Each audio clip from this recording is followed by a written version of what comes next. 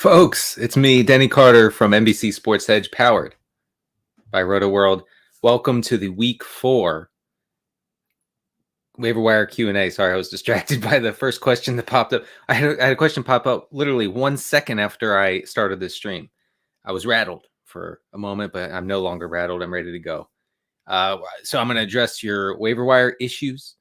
If you have any trades that you'd like to run by me, and really just feel free to sound off about how down bad your fantasy team is, how you logged on Sunday to check your scores and instantly got sick all over the couch. It happens.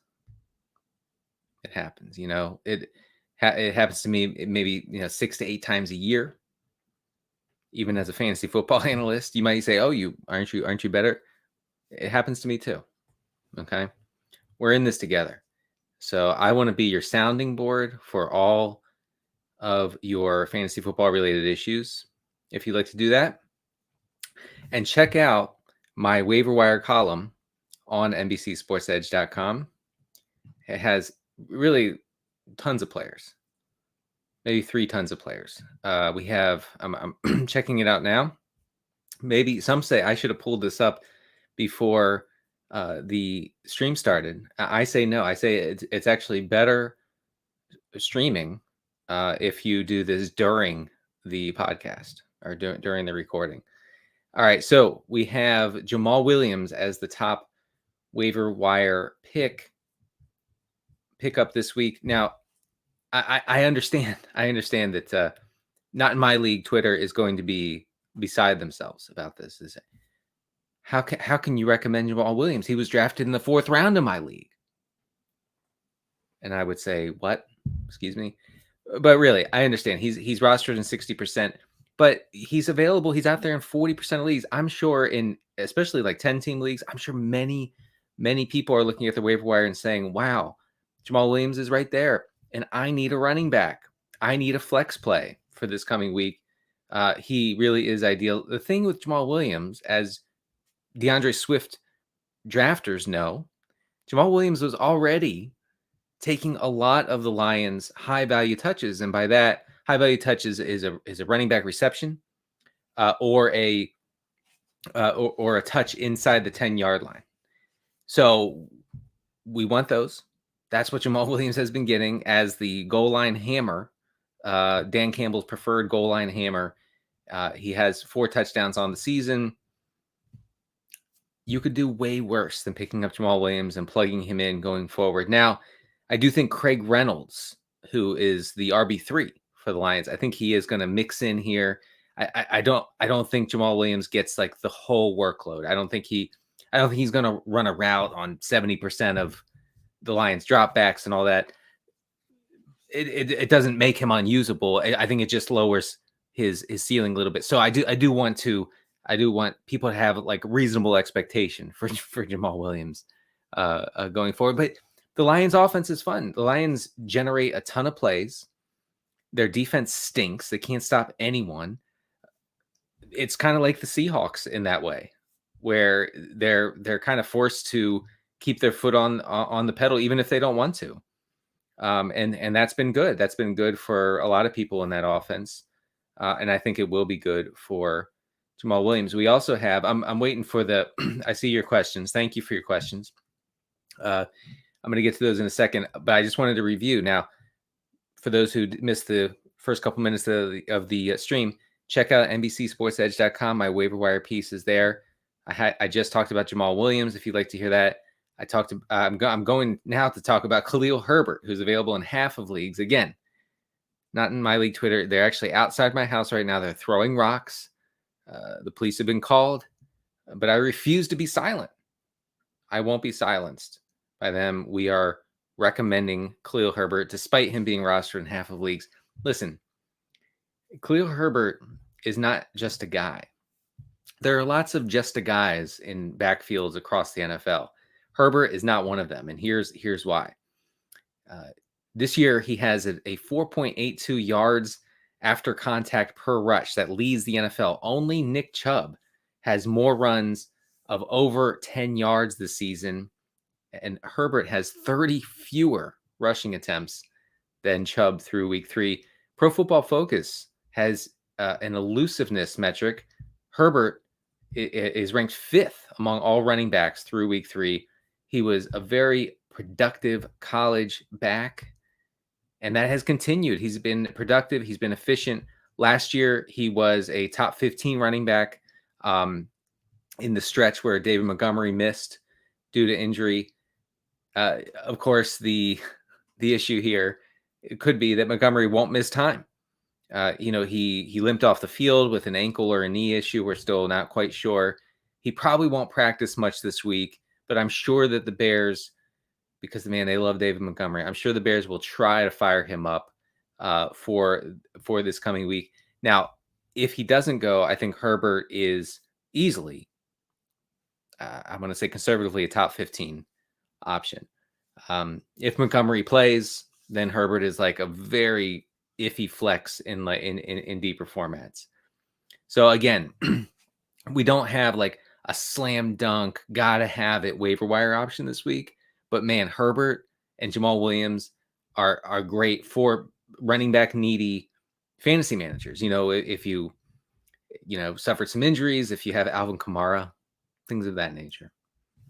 I'm mostly joking. I'm a frustrated Kamara drafter. For some reason, I went in on him in the second round or third round a few times. It has not worked out thus far. You may know. And I'm tilting about it because I violated the basic tenets of zero RB by doing that, and I am paying the price.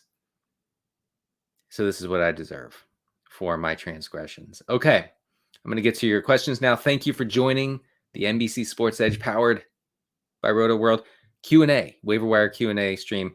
It's a mouthful. That's a mouthful. I actually just added like 4 or 5 words to that title. My bosses probably don't love that, but I'm going to keep saying it. Again, I will not be silenced. Okay, let's go to Roblox. This person has Dalvin Cook. This person says, would you prioritize Alexander Mattison, our founding father, or Khalil Herbert? Thanks. Again, it depends on your roster, and I know that's a cop-out, but it really does. Madison you should probably pick up Madison. It would be my instinct here. I wrote up Madison in the waiver wire piece. Long story short, Alexander Mattison is probably just as good as Dalvin Cook. So he should be treated almost exactly like Dalvin Cook. So go ahead and get Madison. Cook is supposed to play. Apparently his shoulder comes out of its socket every 8 weeks during the season, and it's okay.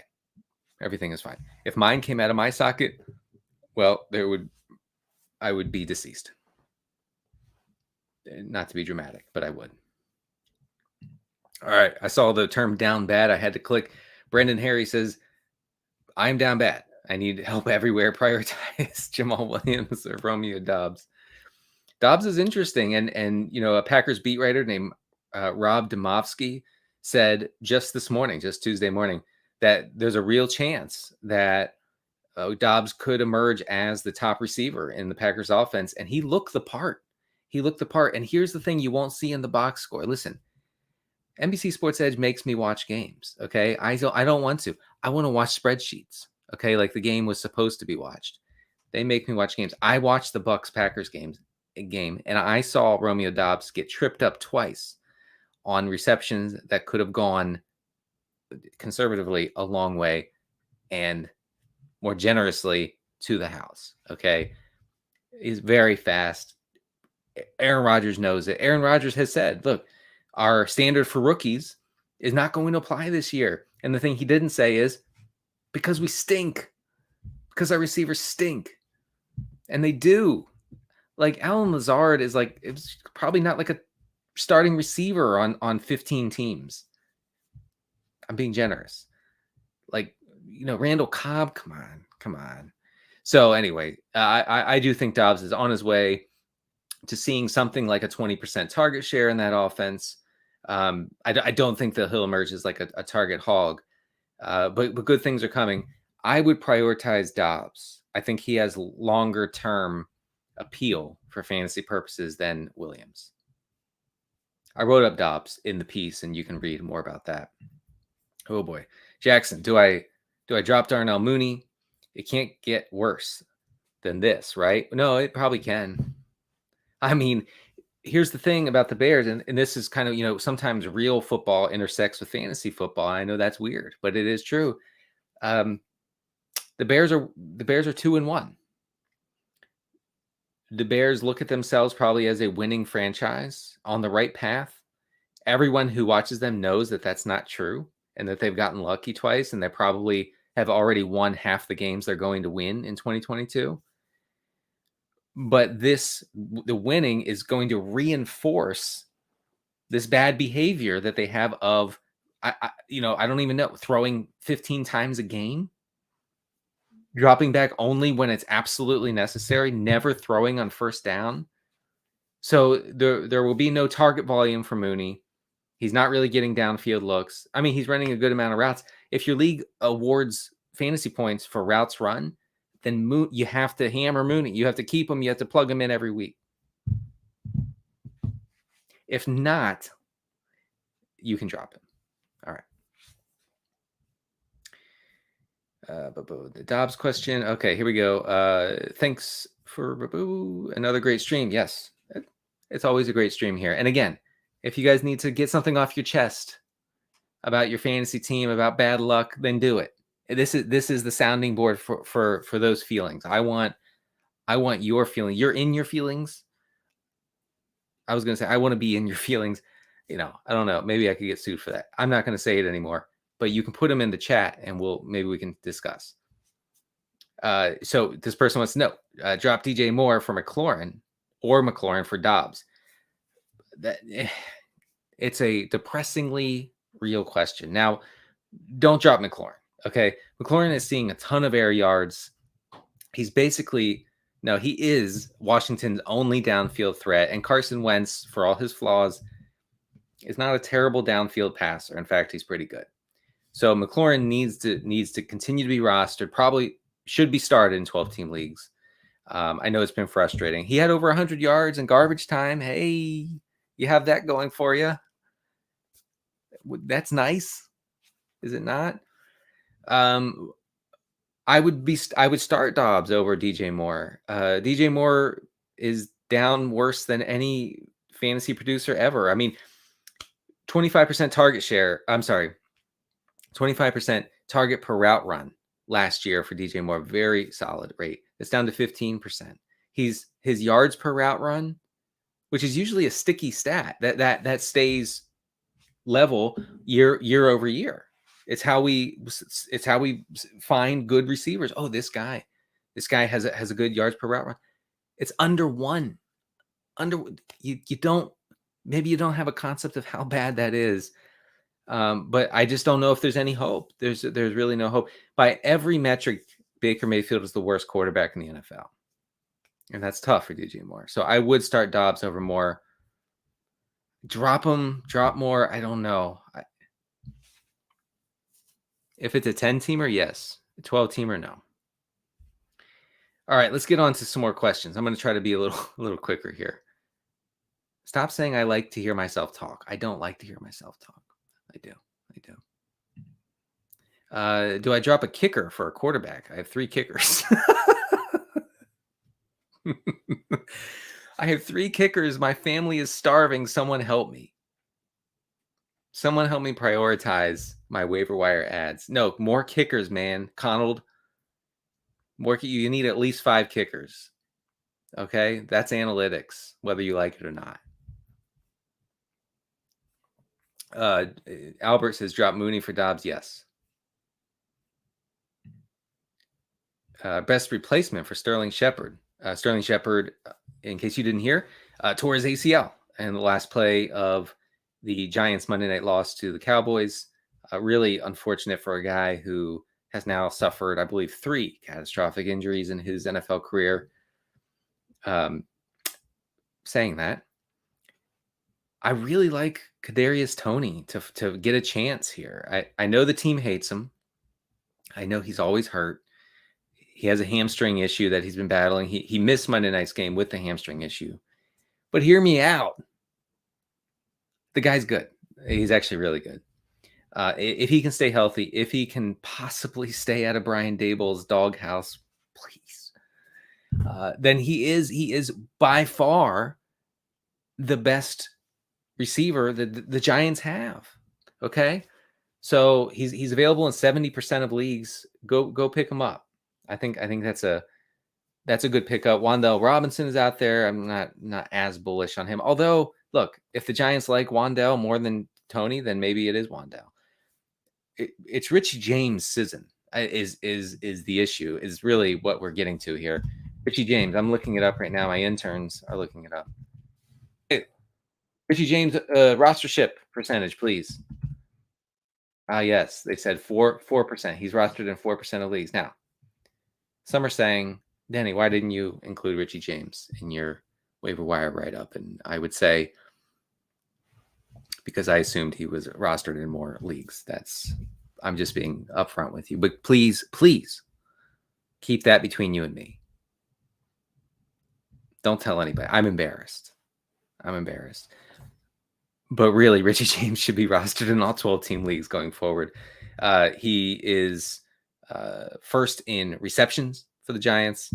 He's second by just this much in yards. He's seeing some downfield looks. He's leading the team in air yards. Okay, so Richie James is your guy. Brian needs help. Trade Eckler for Zeke. Why? Or trade Eckler for Dobbins and Cooper. No, just stick with Eckler. Ugh. All right. Howie says, how are we treating Rodgers? Aaron Rodgers? Split between thinking we can stream better than him and stream and just get many points. Okay, basically, are we streaming guys over Aaron Rodgers? I don't think so. I mean, if for instance, if Jared Goff is the top quarterback on your waiver wire right now, and I mentioned him in the waiver wire write-up on NBCSportsEdge.com, I would rather go with Aaron Rodgers. I think that his floor is probably more stable. And, this week he's in a good spot. I mean, the Packers have a pretty giant implied total against the down bad Patriots this week. So I think for this week, you go with Rodgers. Unless there's someone, Trevor Lawrence is someone I would probably start over Rodgers if he's available on your waiver wire, but he's probably not. Oh, okay. Yeah. I wanted to address this. So what are your thoughts on Duvernay from the Ravens? He's been getting numbers. It's true. Look, Devin Duvernay is scoring all the touchdowns. Devin Duvernay is a top 20 receiver. But he's running a route on less than half or right around half of Lamar Jackson's dropbacks and really just not seeing that many targets. This is not sustainable, what is happening now with Devin Duvernay. So through 3 weeks, he has 8 targets. He's caught all 8, and he has three touchdowns. He also has a return touchdown from earlier in the season. It's just not going to hold. Eventually, the regression reaper will come for Devin Duvernay. So, for instance, I would much rather have Richie James than Devin Duvernay, just as an example. Okay. Another Duvernay. Is Duvernay better than Chark and Elijah Moore? No. Don't buy this. Is fool's gold. It won't last. Can't last. Now, I understand. I'm saying that, and Devin Duvernay is going to catch another touchdown this week. I'm telling you that eventually this won't last. Touchdowns don't work like that. Okay, they don't work where a guy just scores a touchdown on every third catch that he makes. Okay, it's not going to happen. So no, I would not rather have Duvernay over Chark and Elijah Moore. I know Chark is frustrating. You can probably do better than Chark, but it's not Duvernay. Again, Richie James is really the key here. Drop Allen Robinson for Doubs. Yes. lots of Duvernay stuff. I didn't anticipate that. Look, I think you could do way better. Okay, like don't be hypnotized by the early season touchdowns. The math says it's not going to hold. The math is brutal and unforgiving. Many are saying. All right, rest of season, Rodgers or Brady? Rodgers. Look, this Bucs offense is not anything resembling the Bucs offense of 2020 and 2021. Okay, for two reasons. One, the receivers are hurt or suspended or whatever, and Brady is playing behind a shoddy, beatable offensive line. Injuries across the line. They have a third stringer, at least they did last week, at left tackle for most of the game. So we're not going to see an offense where Brady can sit back and pick apart defenses with 45 or 50 pass attempts. They're going to get by. They're going to do things the ugly way. The Bucs are this year. Doesn't mean that they're going to be bad. I don't think they're Super Bowl contenders anymore, but I think that, they're going to grind out wins. It's not going to be pretty. There's not going to be, 300-yard game after 300-yard game for Brady.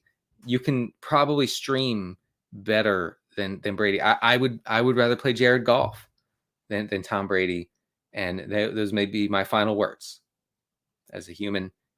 They're trying to cut my mic. I won't let them. You can't cut it. You can't. It's right here. Ray Summerlin, my boss, if you're listening, you come and get my mic. You pry it out of my cold, dead hands.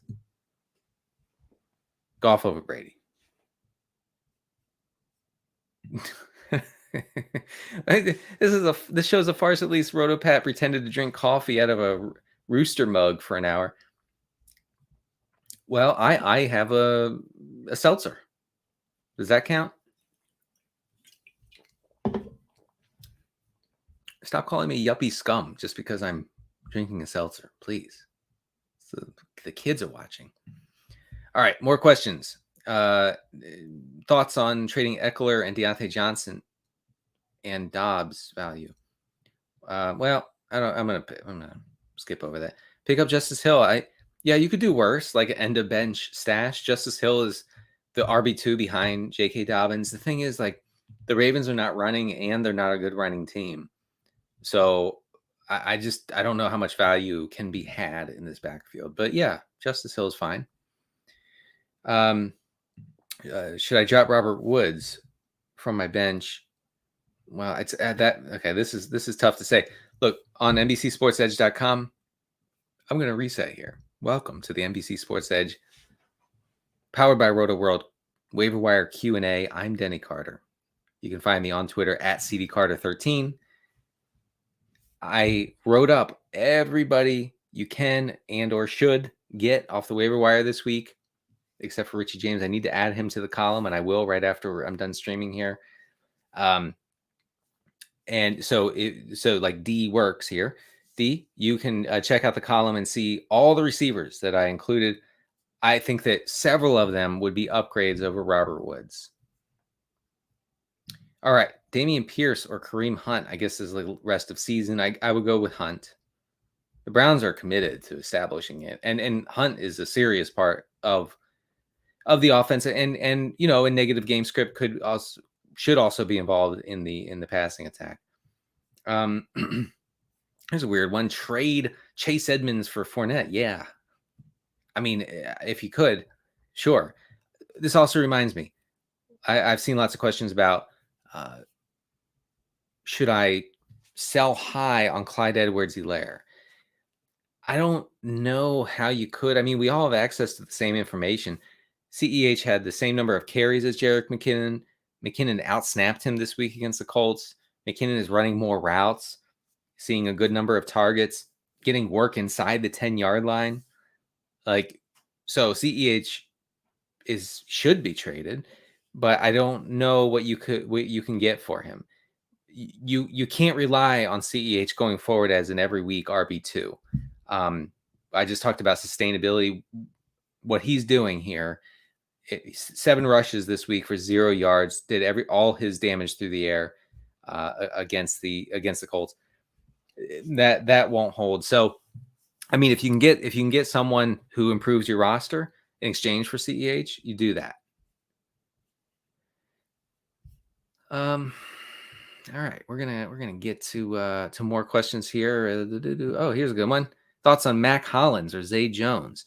I actually have Zay Jones listed slightly above Mac Hollins in the waiver wire priority in my piece, which you can find at NBCSportsEdge.com. And here's why. Zay Jones is running all the routes in the Jacksonville offense. And actually, the Jags offense is pretty fantasy friendly because of that. We know that Zay Jones, Christian Kirk, and Marvin Jones are going to run all of the 3 wide receiver set routes, right? And so the target tree will be fairly narrow among those guys. Zay Jones, we can't ignore the fact that coaches, no matter who they are, Raiders coaches, now Jags coaches, they love Zay Jones. They want the ball in Zay Jones' hands. He had 10 catches for 85 yards and a touchdown last week against the Rams. I think that his role speaks to more long-term fantasy value than Mac Hollins, who, granted, went ballistic. Okay, had 2 long catches against the Titans, led the team, led the Raiders in every receiving category. They should have paid him $700 million instead of Devontae Adams. I'm kidding. Sort of. But Matt, I mean, I wouldn't pick up Mac Hollins thinking, oh, I have a wide receiver too now. Hunter Renfrow was out. It was a little bit fluky. So I would prefer Zay Jones right now. All right, we're going to get through. I would love some coffee right now. Interns, give me a cup of coffee. Not iced coffee. I'm not in my 20s. Pick up Trevor Lawrence and drop Cousins. No. I'd rather have Cousins going forward. Kevin Anderson, I was told off-season Jefferson was good. Curious. It is curious.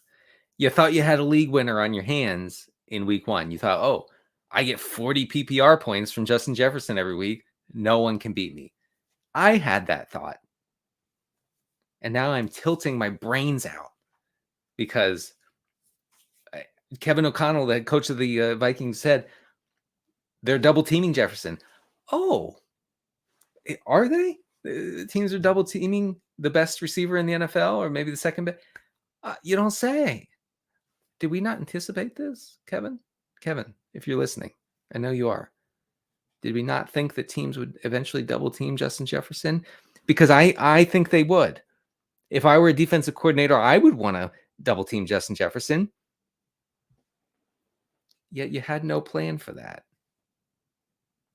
What's going on in Minnesota is the question. Keep the faith. Justin Jefferson's still going to finish as a top 3, top 5 receiver. But Kevin O'Connell, scheme him open maybe. It's just a thought. Okay. Chris Godwin, rest of season. I mean, I want to say yes. I don't know if it's a question, but let's see. Is he available anywhere? He's available in 15% of leagues. So you should pick him up if you can. Brady is going to pepper the slot and other short routes going forward. That's what he did. 18 targets to slot receivers in week 3 against the Packers.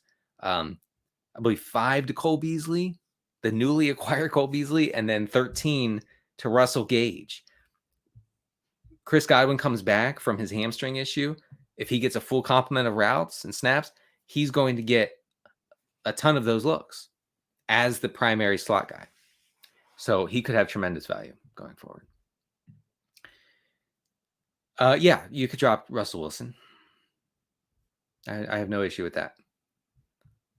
Bench Mike Williams, he might get the message, as the coach of your fantasy team, he might get the message. You bench him for 1 week. I'm kidding. No, don't do that. Don't do that.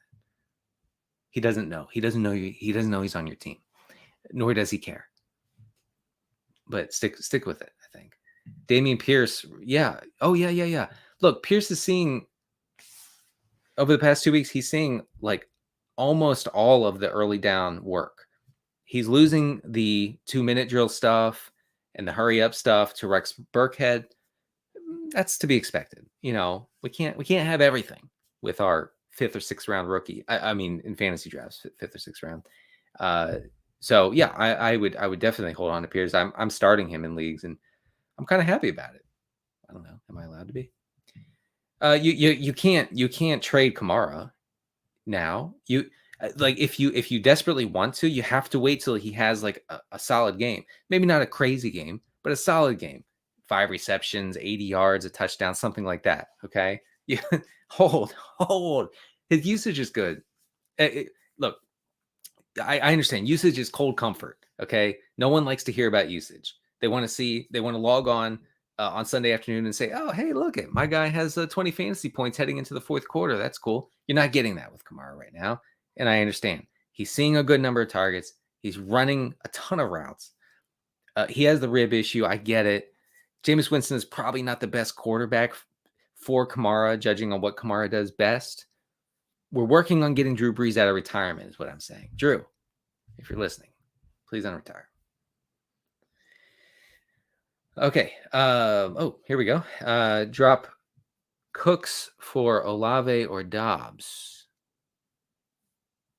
Brandon Cooks. Chris Olave is looking pretty legit. I mentioned in the piece that Jameis Winston ranks among the league leaders in throws of more than 40 yards, more than 30 yards, and more than 20 yards. Maybe that doesn't shock you. It did not shock me either. But Olave is seeing all of those looks basically as the best downfield threat. So I would prefer Olave over Cooks. Drop Brandon Cooks. I think Olave has more upside. I'll say. All right. Should I start Patterson this week and use a waiver or use a waiver claim? No. You're starting Patterson. Listen. The metrics say, I'm talking about rush yards before contact, rush yards after contact. I'm talking about elusive rating. Cordarrelle Patterson is an elite NFL running back. I understand that we thought of him, at least I did for a while, as a gadget type guy. He's not a gadget guy. He's a really good running back. Okay. Very efficient. Not seeing a lot of targets for whatever reason, because Arthur Smith just hates us. I mean, really just loathes fantasy managers. And I get it. We're annoying. We're literally crying alligator tears about Kyle Pitts. And then we're really happy when he catches 3 balls against the Seahawks, whatever. But you got to start Patterson. This team is the Falcons are balanced. When they can run, they will run, and hopefully he gets a little more mixed into the passing attack. So I'd much rather have him than Herbert for now. Derrick Henry, a sell high, or is he back? No. I would try to trade him away. See what you can get. See what you see. Kevin's laughing. I don't know what he's laughing at. This is a serious show, Kevin. I can't believe you would laugh at me like this. I've never told a joke. Drop Etienne for. I mean, yeah. Look, Travis Etienne is a contingency back now. James Robinson has taken over the role. It's his ship now, and so yeah, I would drop Etienne for Williams if you can start Williams like this coming week. Go ahead and make that move. McLaurin or Pittman, you're going Pittman there. Trade Jefferson for Diggs. No. Try to exercise a little patience.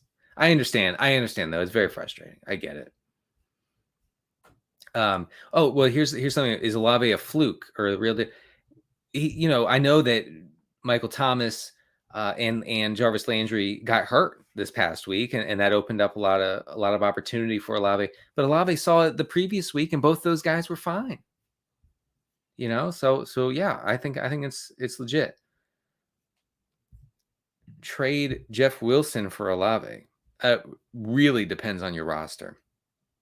I mean, if you need running back help, then you're going to hold Jeff Wilson. If not, then Yeah, you should probably do that.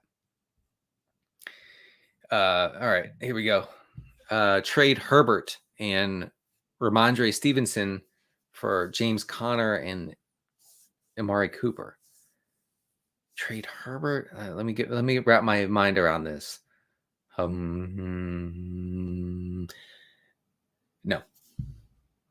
Wait. You're trading away Stevenson and Herbert for Cooper and Conner. Yes, do that. Do that. Yes. I just ran it through the old computer here. So yes, go ahead and do that. Zay Jones or Doubs. And check out, we're resetting, folks. This is the NBC Sports Edge waiver wire Q&A for week 4. I'm basing what I'm telling you off of the waiver wire column that I write for NBCSportsEdge.com. If you'd like to check that out, I really try to include a lot of usage details in the piece to show to focus on a process rather than the results, not just to chase yardage and chase receptions and touchdowns. Devin Duvernay is a great example. I'm not chasing that stuff. I'd rather see good usage that could result in good results. I didn't mean could. Yes, you know what I mean. You listening there, you know what I mean. Zay Jones or Romeo Doubs. I have Doubs, yeah. What's going on with Waller? I mean, yeah, it's a bit concerning. We're gonna check out the Raiders target situation here. We have Waller with the second most targets on the team, 19 behind Devontae Adams, 30 targets. I think Waller has gotten somewhat unlucky with his target share, with the way that the games have unfolded for the Raiders. But having a target black hole like Devontae Adams is going to be a problem for everybody in this offense, except for Mac Hollins, apparently. I saw that Waller was overthrown in the red zone, just as one example of kind of the bad fortune that has maybe brought down his fantasy value. But you're still starting him. You're not going to find anybody better on the waiver wire, so you keep starting Darren Waller. Drop an insurance running back for Knox or Conklin. I mean, if you need a tight end, I would go with Conklin.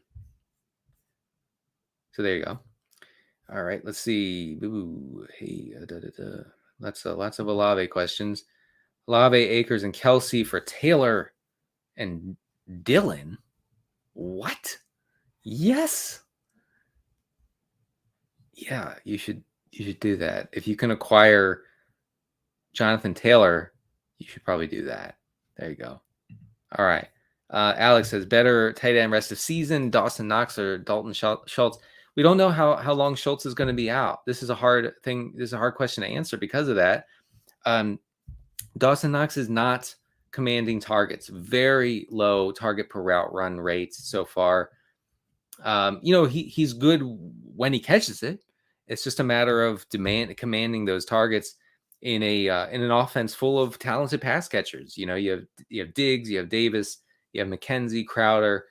Especially McKenzie and Crowder are hogging those middle of the field targets, and Diggs to a point. Look, teams are playing tons of too high safeties against the Bills, and the Bills are countering by saying, okay, fine, do that. That's fine.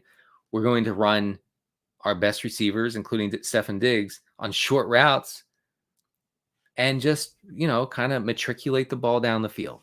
And then we'll take our shots when you get impatient and Gabe Davis gets behind your too high safety look, then we're going to get you. Okay, the Bills are extremely smart. Ken Dorsey, the guy who had that explosion at the end of the game against the Dolphins, the offensive coordinator, he is the man. Okay, I appreciate a guy who will go ballistic. That guy cares. Okay, there's nothing wrong with what he did. He didn't hurt anybody. He didn't turn around and whack one of his offensive assistants. I never do that to you, interns. Don't stop. I've never done that. Ken Dorsey's great, and he will continue to do what he does. But Schultz is not really a fantasy option. All right. Trade Ramondre Stevenson, Garrett Wilson, and James Robinson for CeeDee Lamb and JT. Yeah. Wow. People. So what I'm hearing now is that Jonathan Taylor drafters are bailing on Taylor after checking my watch 3 weeks. Man.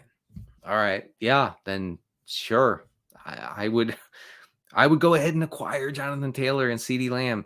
I guess I was wrong about CeeDee Lamb. I didn't think he was an alpha receiver, but he has proven to be an alpha. And I was wrong. And I should have been more bullish on him as a friend of the show. Okay, I met CeeDee Lamb at the Super Bowl when NBC sent me. We did the Rotoworld football show with CeeDee Lamb. Incredibly nice guy. I should have been on board. I shouldn't have listened to the analytics. I should have listened to my heart. And I think that's the key here. You listen to your heart over the spreadsheet in your brain. That's the process. Cooper Kupp for the Minnesota backfield? Absolutely not. What? No. Whew. Drop Dobbins. If you're good at running back and you need receiver help, then yes, make this move. Trade Antonio Gibson and Juju for Hunt and Godwin. Yeah, sure. I mean, yeah, Juju is not going to be a thing. He's just not. None of those receivers are going to be a consistent fantasy force by any means, okay? A.J. Dillon or Stevenson this week. Robusted RB blues. That's funny. Look, the loss of Mac Jones hurts a lot. I talked about this with RotoPat on the Monday show. If you'd like to go back and listen, Ramondre Stevenson kind of took over the New England backfield. Him and Damian Harris had rotated possessions for New England, but then Stevenson stayed in on like 2-minute drills and later in the game when they were kind of chasing points against the Ravens. So I think, at least judging from last week's usage, and again, this is a Patriots, so it kind of goes back and forth. It maddeningly goes back and forth until you are in a straitjacket in a padded room. Stevenson seemed to take over the pass catching role. I believe he had 20 PPR points. So I guess I'd go with him. But A.J. Dillon could really benefit from that positive game script that the Packers are going to have. Oh, God. All right, Stevenson. I'll go with Stevenson. Michael Carter or Etienne. I mean, it has to be Carter. Bateman or Olave. I think you're going Olave. It's kind of close, but Olave. Trade Josh Jacobs for Kamara. Yes, this guy knows what I'm talking about. David. That's using the old thinker. The kids are saying that, by the way. I heard it. Local teenagers saying, I use my thinker. I'm kidding. But yeah, do that. That's the sort of trade you should try right now. Alvin Kamara drafters are tilting outside of their bodies. Okay. They have left their bodies. They're looking down on themselves now after 3 weeks saying, what have I done? So yes, take advantage of that and try to get Kamara that way. Should I try to trade Antonio Gibson? Yes. I mean, absolutely. Like, if you can get anything for Antonio Gibson, you trade him right now. Brian Robinson's coming back, and he's going to claim that early down role. Not that it's like extremely valuable in a Washington offense that has one of the highest pass rate over expected rates in the league. Okay. No early down back in this offense is going to blow up by any means, but Gibson is going to lose at least a good chunk, if not all of that role, and be used as, I don't even know. I mean, what are they going to use? You're going to use Gibson as a rotational back with J.D. McKissick. It's going to be bad. And it's coming. It's probably coming this week, actually. Brian Robinson was seen at practice last week. Oh, here we go. Start Cousins. I'm sorry. I don't know why I said that. Start Christian Kirk at Philadelphia or Sutton. You're starting Sutton every week. I'm sad that you have to bench Christian Kirk, though. You must have great receivers. Way to go, Green Slug. Man, Green Slug is a person after my own heart. Again, you go with the heart over the spreadsheet in the brain. But Sutton has to be started. Kirk also has to be started. All right, here we go. Some of your questions. We have 14 minutes left. I'm going to reset. Welcome to the Waiver Wire Q&A for NBC Sports Edge. I'm Denny Carter. You can find me on Twitter at CDCarter13. If you like tormenting yourself, I never stop posting, and I will never stop posting per the First Amendment. My column is on NBCSportsEdge.com. Check that out.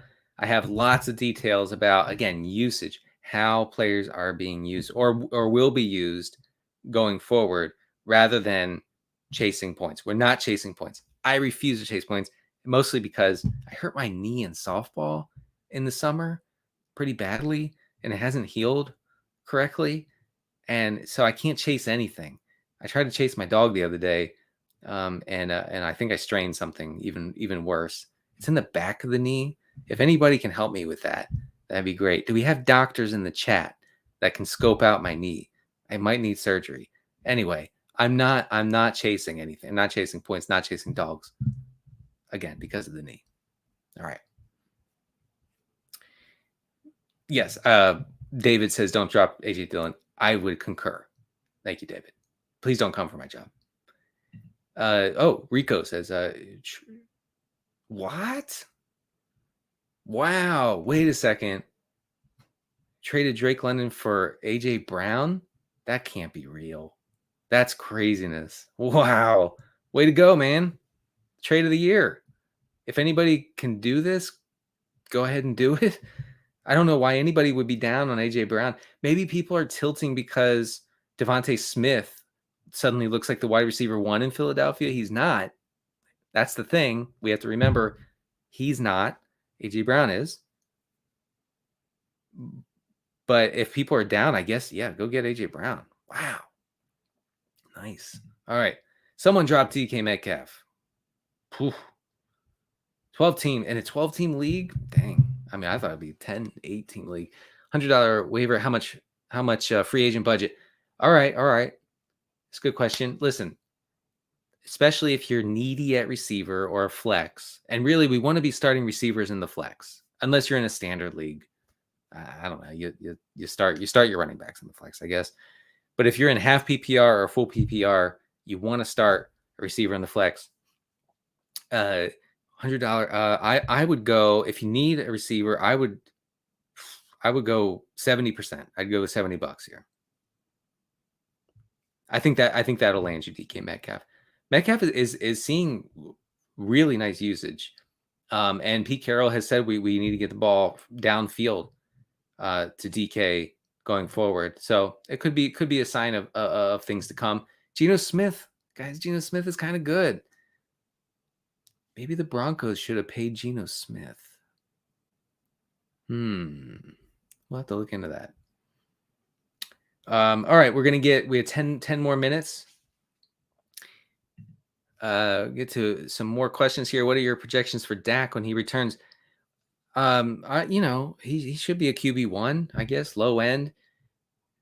I mean, the thing is with Dak is that his first half, or I would say, I guess he played 3 quarters against the Bucks in week 1.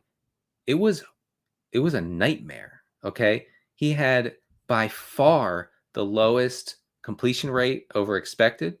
He had by far the lowest EPA per dropback of that week.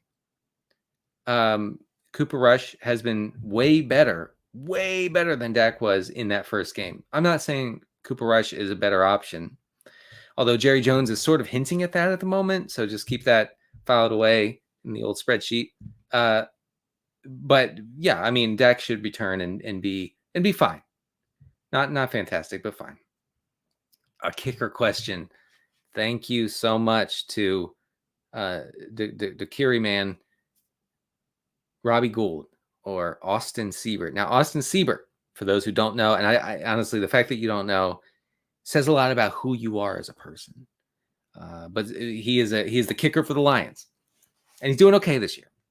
And I recommended him at the bottom of my waiver wire article on NBCSportsEdge.com. Austin Siebert, rostered in only 3% of leagues, gets a plush matchup. Plush or plus? I don't know which one I was going to say, but I went with plush. Against the Seahawks. Seahawks can't stop anybody. I think this has a lot of appeal. This game has a lot of back and forth appeal. Siebert should be fine. I love him for multiple field goal attempts here. And remember, folks, we're going for attempts. We want field goal attempts. We don't care about fluky 55-yarders on one attempt. We need attempts. We want attempts. That's what you're going to get with Austin Siebert. You're going with Siebert over Robbie Gould this week. All right, TG, is Mostert droppable for Jamaal Williams? Yes. Another kicker question. You guys are the best. Keep them coming. Suck up McManus. Shoot. Who do the Broncos play? The Broncos play the Raiders. Go with suck up. Eagles defense rest of season. Yes, Eagles defense is really good. Okay, and here's a little like just an overarching look at which defenses to value. If the defense is attached to a hyper productive offense that seizes the lead and creates a lot of positive and neutral game script for the team, that will put the defense in a good position to pin its ears back and get after the quarterback. Okay, so the Eagles are scoring a lot of points. Eagles opponents are put in obvious pass first situations, just like Washington was this past week. The Eagles don't have to worry about the run at all. They can just go after the quarterback, and they did. They sacked Carson Wentz 9 times. I think we're going to see more of that. First of all, the Eagles defense, they have good personnel, so that's one thing. And secondly, they're going to be in a position to do well this year. So yes, you need to keep playing the Eagles week in and week out. This person has both Jalen Waddle and Tyreek Hill. Do I trade or keep one? No.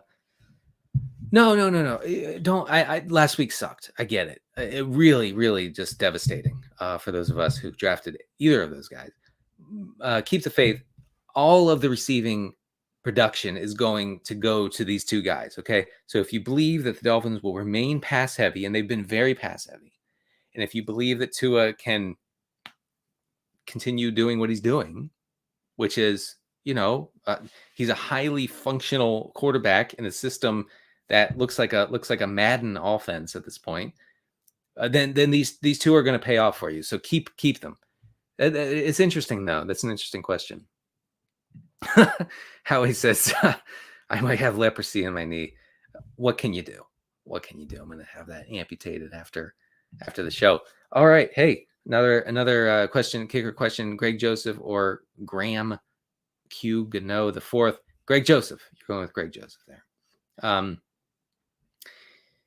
Well, this is a weird one. Trade Zeke for Dak. I mean, if it's a one quarterback league, no.